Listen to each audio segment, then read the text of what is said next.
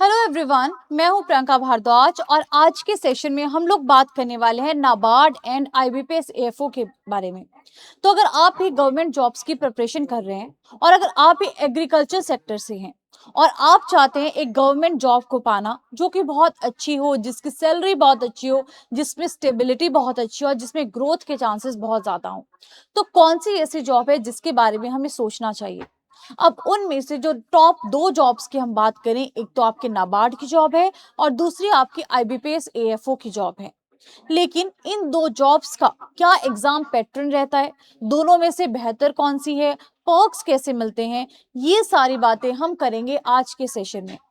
तो सबसे पहले तो जितने भी बच्चे एग्रीकल्चर के सेक्टर से प्रिपरेशन कर रहे हैं जॉब्स की, तो उन्हें हर एक एग्जाम जरूर देना चाहिए जो कि एग्रीकल्चर रिलेटेड हो। सबसे पहले तो अगर हम आईबीपीएस एएफओ की बात करते हैं, तो आईबीपीएस एएफओ का बेसिकली जो फुल फॉर्म है that is agriculture field officer. NABARD की बात करें, नाबार्ड का जब आप एग्जाम देते हो तो असिस्टेंट मैनेजर की पोस्ट के लिए देते हो। आईबीपीएस एएफओ अगर आप देने की सोच रहे हो तो जो एग्रीकल्चर फील्ड में है, एग्रीकल्चर से रिलेटेड फील्ड में है, जैसे मान लीजिए आपका हॉर्टिकल्चर में बीएससी है, या फिर आपका फॉरेस्ट्री में है, या फिर एनिमल हस्बेंड्री में है, या फिर आपका एग्रीकल्चरल इंजीनियरिंग में है, वेटनरी साइंस में है, जितनी भी अलाइड फील्ड्स हैं, अगर आपका BSc agriculture and allied fields में है तो आप आईबीपीएस एएफओ का जॉब के लिए प्रिपेयर करने की सोच सकते हैं और इसका एग्जाम भी दे सकते हैं, आप एलिजिबल हैं। वैसे ही अगर हम नाबार्ड की बात करें, कोई भी ग्रेजुएट नाबार्ड के लिए अप्लाई कर सकता है।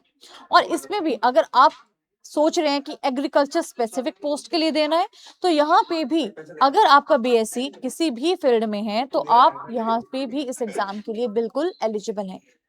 बात करते हैं यहाँ पे परसेंट ऑफ मार्क्स की। बीएससी में minimum percent of the marks आपको यहाँ पे 60% चाहिए होता है, और अगर आपने पोस्ट ग्रेजुएशन किया है तो मिनिमम परसेंट मार्क्स यहाँ पे 55% है। एज लिमिट की बात करें, दोनों में ही जो एज लिमिट है वो 21 से 30 साल है। और 21 से 30 साल के अलावा अगर हम रिजर्वेशन की बात करें, रिलैक्सेशन की बात करें, तो बिल्कुल जो रिलैक्सेशन है बहुत सारी कैटेगरीज में according to the government norms आपको देखने को मिलती है। एलिजिबिलिटी क्लियर हो गई। अब मान लीजिए अब हमने सोच लिया कि हम इस एग्जाम के लिए एलिजिबल हैं, अब हमें कौन सा एग्जाम देना चाहिए। तो सबसे पहले तो हमें एग्जाम पैटर्न देखना पड़ेगा। तो दोनों का एग्जाम पैटर्न बहुत ही क्लियर लैंग्वेज में मैंने यहाँ पे लिखा है। आईबीपीएस एएफओ में 3 फेजेस होते हैं, प्री, मेंस और इंटरव्यू। और यहाँ पे जो क्वालिफाइंग होता है वो प्री होता है, सेक्शन वाइज भी, ओवरऑल भी। और जो सिलेक्शन होती है वो आपकी इन दोनों के बेसिस पे होती है, मेंस के और इंटरव्यू के बेसिस पे। जबकि अगर आप नाबार्ड की बात करेंगे तो नाबार्ड में फेज 1, फेज 2 और इंटरव्यू देखने को मिलता है। लेकिन ये जो आपका फेज 2 है इसमें भी पेपर 1 और पेपर 2 देखने को मिलता है। ये जो आईबीपीएस एएफओ का एग्जाम है ये कंप्लीटली आपको ऑब्जेक्टिव एग्जाम देखने को मिलता है। और यहाँ पे मेंस में आपको एक एक नंबर के जो क्वेश्चंस है, 60 क्वेश्चंस हैं, वो देखने को मिलते हैं। लेकिन अगर आप नाबार्ड की बात करोगे तो यहाँ पे आपको कुछ डिस्क्रिप्टिव पार्ट और साथ में ऑब्जेक्टिव पार्ट देखने को मिलता है। यहाँ पे अगर आप आईबीपीएस एएफओ की बात करें मेंस की, तो आपको पूरा का पूरा जो एग्रीकल्चर है वहां से पेपर आता है। लेकिन यहाँ पे नाबार्ड में आपकी जो एग्रीकल्चर एंड रूरल डेवलपमेंट है वो भी आता है, और साथ में इकोनॉमिक एंड सोशल इश्यूज भी आते हैं, और बाकी के सब्जेक्ट्स भी हैं जो अभी हम डिस्कस करेंगे। नाबार्ड में अगर आप देखोगे जो फाइनल सिलेक्शन होता है, देखो प्री में भी क्या होता है, कुछ सब्जेक्ट्स आपके क्या होते हैं, सिर्फ क्वालिफाइंग होते हैं। और जब आप अगले फेज के लिए जाते हो तो अगले फेज के जो मार्क्स होते हैं ना, उसके बेसिस पे, इंटरव्यू के बेसिस पे आपका फाइनल सिलेक्शन होता है। अब अगर आप बोलोगे कि मैम पूरा पैटर्न बता दीजिए, तो देखो आईबीपीएस एएफओ में प्री में अगर आप देखोगे ऑब्जेक्टिव टाइप क्वेश्चंस हैं, इंग्लिश है, रीजनिंग है और क्वांट्स है। तीनों में ही 50 क्वेश्चंस आते हैं।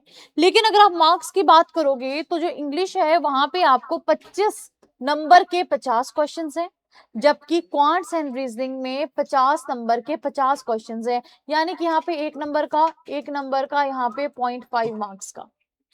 लैंग्वेज की बात करें, बाइलिंगुअल ही रहेगा, और इंग्लिश तो ऑब्वियस सी बात है, इंग्लिश में ही रहेगा। टाइम ड्यूरेशन सेक्शनल वाइज अगर आप देखेंगे 40 मिनट, यानी कि टोटल अगर आप देखते हैं 150 क्वेश्चंस आपको देखने को मिलते हैं, जो कि आपको 120 मिनट में करने होते हैं। लेकिन ये सिर्फ क्वालिफाइंग नेचर का है ना, तो जरूरी नहीं है कि सारे क्वेश्चंस यहाँ पे अटेम्प्ट करने हैं। लेकिन सेक्शन वाइज और ओवरऑल क्लियर होना चाहिए। जबकि नाबार्ड में देखिए, अगर हम यहाँ पे नाबार्ड की बात करते हैं तो नाबार्ड में देखिए जो फेज 1 है उसमें आपको क्या क्या देखने को मिल रहा है, रीजनिंग है, इंग्लिश है, कंप्यूटर है, क्वांटिटेटिव एप्टीट्यूड है, डिसीजन मेकिंग है, जनरल अवेयरनेस है, ईएसआई है, एग्रीकल्चर एंड रूरल डेवलपमेंट है। ये सारे के सारे यहाँ पे आपको टॉपिक्स देखने को मिलते हैं। लेकिन इनमें भी अगर आप देखोगे ये जो 5 हैं, जैसे कि रीजनिंग है, इंग्लिश है, कंप्यूटर है, क्वांट्स है, डिसीजन है, ये सारे के सारे आपके क्या होते हैं, सिर्फ क्वालिफाइंग नेचर के होते हैं। बाकी मेरिट में ये ऐड होते हैं।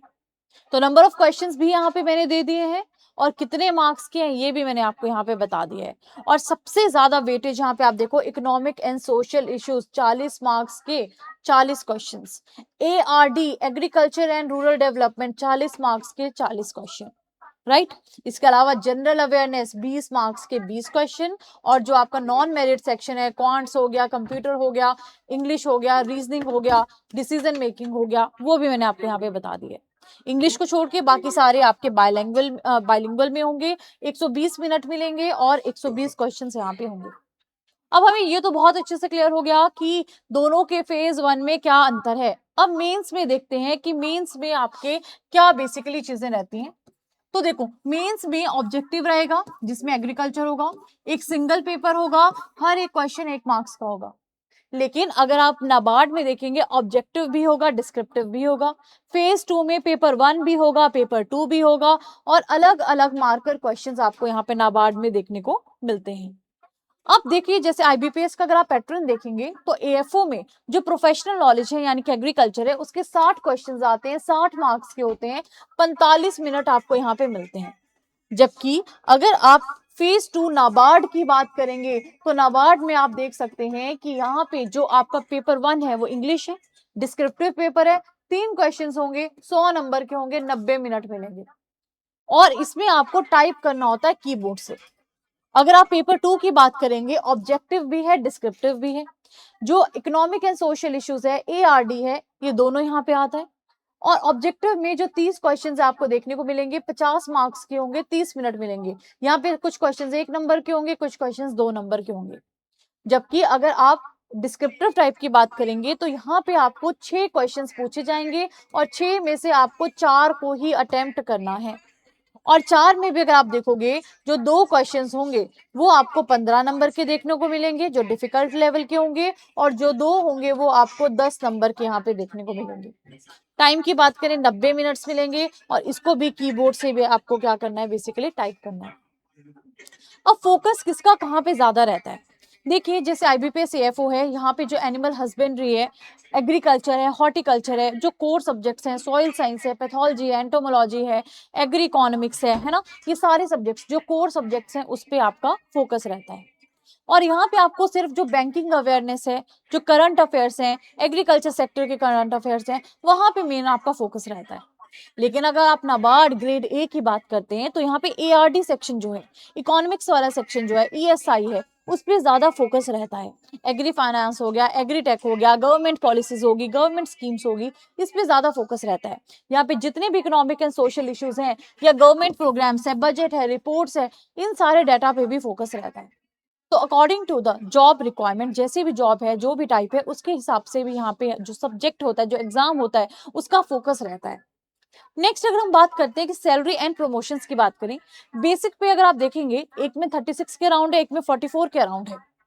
दूसरा, उसी हिसाब से आपकी जो अगली पे होती है एचआरए वगैरह इंक्लूड करके, यहाँ पे आपका जो इन हैंड है आईबीपीएस एफओ में 60 से 70 हजार तक आता है। जबकि नाबार्ड ग्रेड ए में अगर आप देखोगे 90 हजार तक आता है।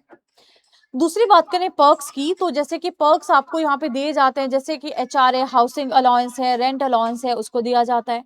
पेट्रोल का जो खर्चा है, न्यूज़पेपर का खर्चा है, फोन के बिल हैं, वो भी आपको दिए जाते हैं, है ना। कहीं ट्रैवल कर रहे हो उसका भी अलाउंस आपको मिलता है, खाने का अलाउंस भी मिलता है अगर कहीं आप बाहर जा रहे हो, ठीक है। इसके अलावा अगर आप देखेंगे, बहुत सारे ऐसे पर्क्स हैं जो कि आपको कुछ मंथली बेसिस पे मिलते हैं, कुछ आपको 4 महीने में एक बार मिलेंगे, है ना, या साल में एक बार मिलेंगे। तो ये सारे के सारे पर्क्स गवर्नमेंट जॉब्स हैं दोनों, तो दोनों में अलग-अलग टाइप के पर्क्स और अलग-अलग जो पैसे होते हैं वो इंक्लूडेड रहते हैं। प्रमोशन की बात करें, अगर आप आईबीपीएस एएफओ का सोच रहे हैं तो आप आगे जाके सीनियर ऑफिसर मैनेजर बन सकते हैं। जबकि नाबार्ड में आप आगे जाके grade A, grade B, grade C, grade D आगे जाके मतलब कि जीएम की पोस्ट तक जा सकते हैं अगर आप नाबार्ड का सोच रहे हैं।